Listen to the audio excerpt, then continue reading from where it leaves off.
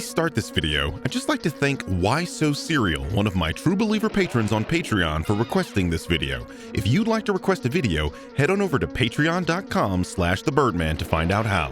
And if you haven't seen the previous video in this series, follow the link on your screen or click the link in the description or pinned comment below.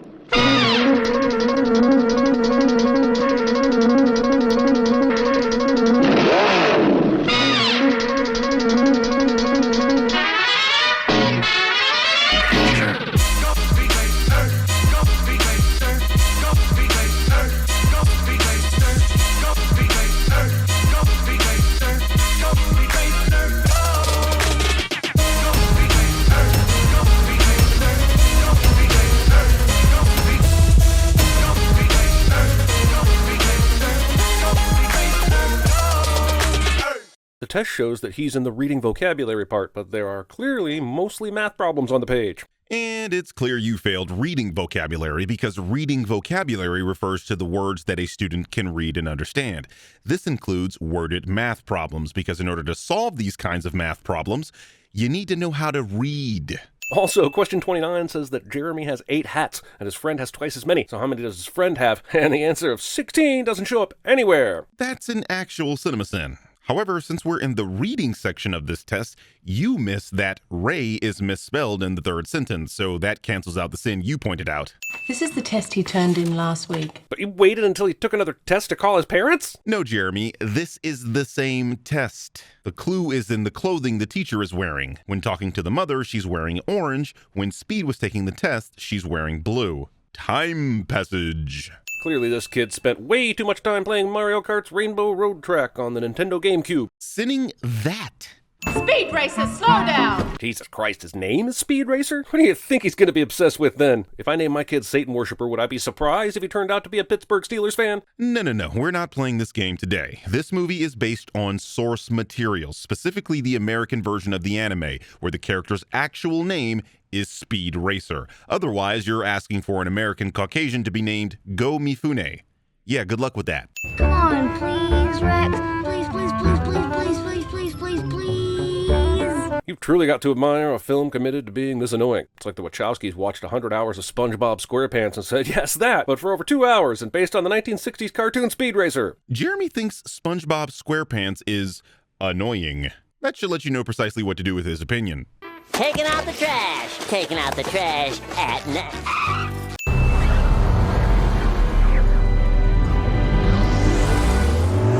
Okay, so now we're in a different race, and Rex is racing now? Or is it the younger version of Speed? I didn't expect that I had to watch this sucker more times than Tenet to figure out what's going on. Yeah, but that's a sin for CinemaSins, not one of the movie. It's clear to anyone watching that this was a transition to a different race. I mean, they even made the car a different color for all you mini CinemaSins out there. Jeepers, he could do it, Pops. I like how the Racer family decided to have 3 kids, like 12 years apart per each kid. Thinking there are rules to something like this. It's almost like a married couple can produce viable offspring for about 40 years. Sudden Wednesday Addams. Isn't that a win? Also, Jeremy makes a pop culture reference that isn't a... Hey, Pops, the guy told me to give this to you. Says he was a big fan. Turns out it's a bomb that's timed perfectly for a kid to bring it back to his house and give to his dad just as it's about to blow up. Bombers. They think so fourth-dimensionally. That whole convenience bullshit you like to pull doesn't work in this universe. Everything is super stylized and unrealistic in this film, so why are you questioning something as mundane as this? The bomb could have easily been a proximity bomb or triggered once opened. Why does the image on this TV look like Sega CD graphics? It's like we're playing Night Trap, only somehow having less fun. It's obvious no one on the CinemaSins writing team has ever picked up a video game. They really have Jeremy saying shit like Sega CD graphics when Sega CD looked like this. Review mirror-shaped TVs. Considering the context, how is that not a win? Got it! Can someone please explain when we are? It's obviously in the future, since there are bonkers racetracks and super technology that easily beats even what we have in 2021. But then there's nostalgic bullshit like this rotary phone that makes everything anachronistic. F*** it. I'm adding 5 extra sins for my frustration. Just like in the It Follows video, Jeremy doesn't understand when a movie's time period is purposefully nondescript.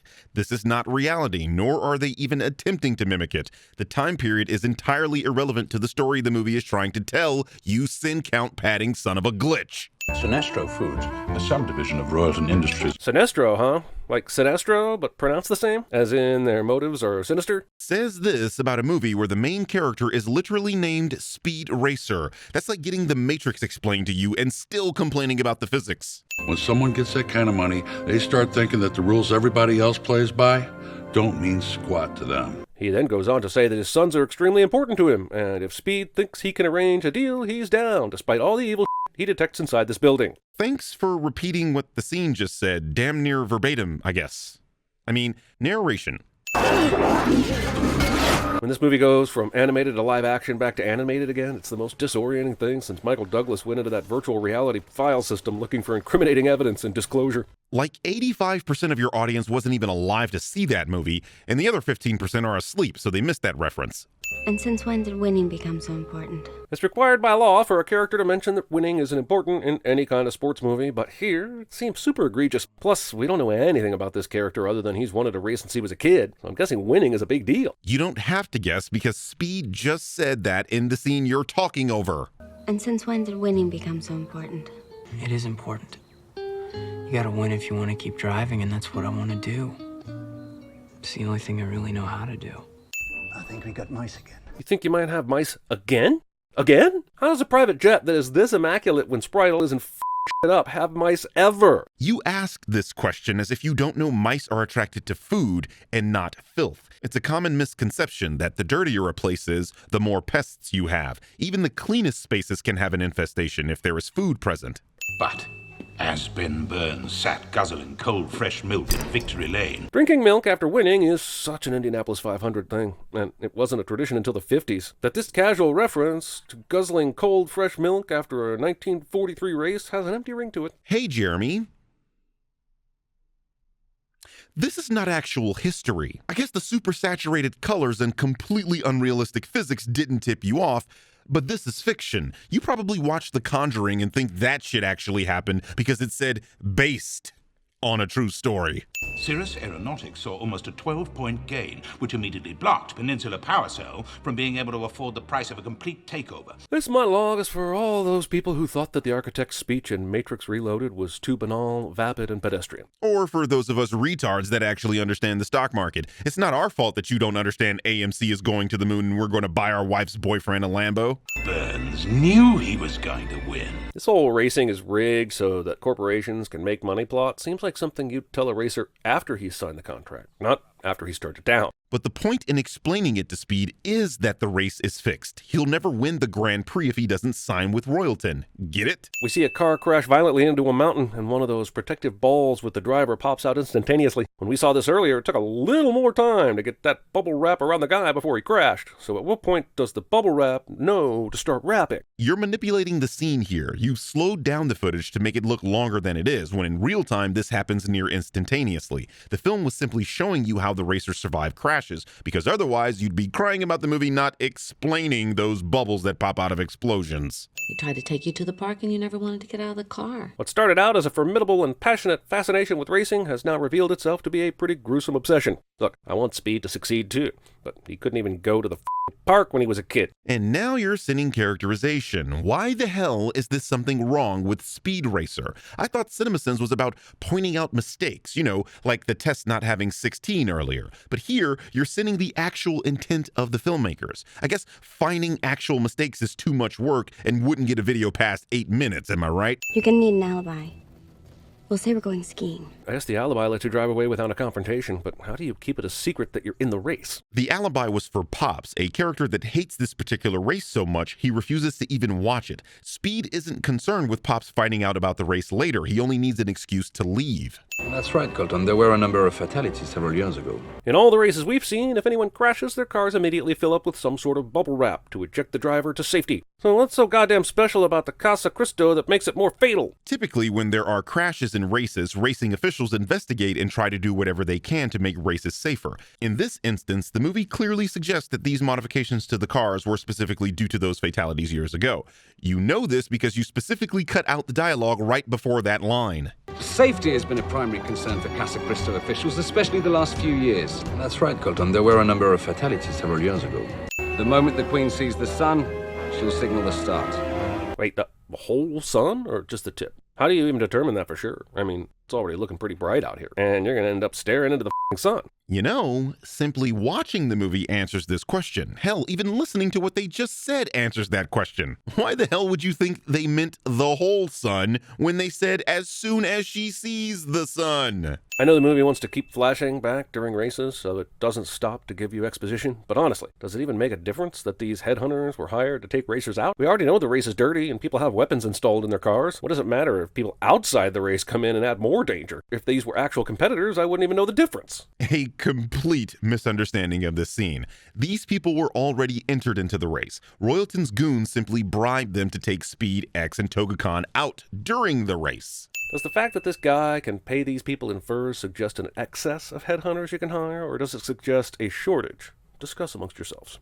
I'd rather not, because none of that shit made any sense. How the f***ing hell does Trixie know how to skillfully pilot a helicopter? Has this movie shown anything that would point to this ability? Yes. It's doing that right now. What are you asking for? A prior scene of her flying a helicopter? Wouldn't that prior scene require a prior scene explaining that one too? This is the argument of infinite regress. Besides, this movie is based on source material. Trixie flies a helicopter in the anime and manga. Whoa, it's dark again? Did this leg of the race last the entire day? Looks like it's only been a couple hours at the racer house. Hell, the snacks the two kids got out at the beginning of this are still out and still look fresh. Another blatant scene manipulation. The scene where Jeremy is pointing out the snacks contains footage from the race at that point in time. It very clearly shows the racers are still racing and the sun hasn't yet set.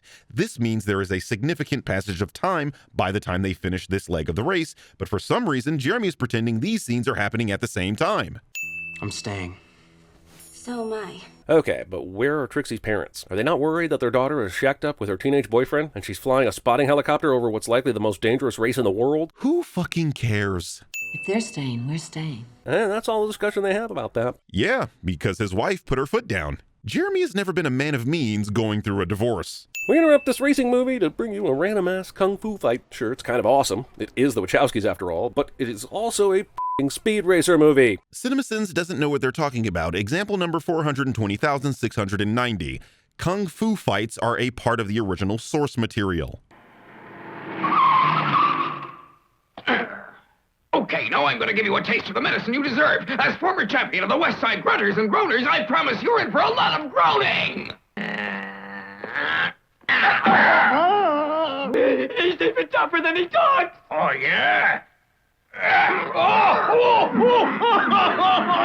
Huh, I guess Speed learned how to kick ninja ass at the same imaginary place that Trixie learned to pilot a helicopter. Yes, that imaginary place is called the manga. If you're here, That's better.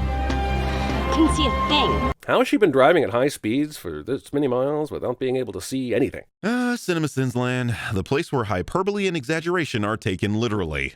You're the ones always saying I'm a better driver than most of the WRL. None of this dizzying back and forth argument makes any difference whatsoever, and Trixie won't even be driving once they go into the mountains, so why spend so much time on it?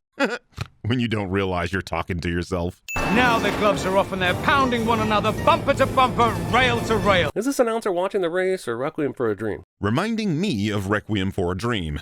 So wait, this cross-country race that spans 2 continents, 3 climate changes, and 5,000 kilometers has only 2 legs? The f***ing race is over? You do realize that 5,000 kilometers is longer than the entire United States, right? What a f***ing rip-off this race is. First of all, the 2 continents and 3 climate changes bit is irrelevant. The only thing that matters here is the 5,000 kilometers, or 3,100 miles if you're stupid. Considering these vehicles travel between 250 to 400 miles per hour, this race is technically only 12 hours at its longest. We don't have a car. What? Pops just made me go back through this movie to figure out what he means, and I'm stumped and angry. Back at the Fuji race, Speed crashed his car beyond repair, but 6 minutes later in the movie, he already had a car to make out with Christina Ricci in. I assumed it was a newly built car, or a second car. Then they modified that one for the Casa Cristo race, and Speed finished the race in that car, drove off in a huff in that car, and ran a rage-filled practice lap in that car. Even if you're saying this dust-up with Racer X caused a problem with the existing car, it's easier to fix that than make an entirely new car, right? The problem with the Mach 5 is that it has a conventional wheelbase and axle, and the other T180s do not. This necessitates the creation of the Mach 6. Allowing monkeys to do anything with your world-class race car. Chim Chim, like you, me, and everyone else watching this video, is an ape, not a monkey. Monkeys have tails. We lose ours in embryo. This really makes me appreciate the Racer family.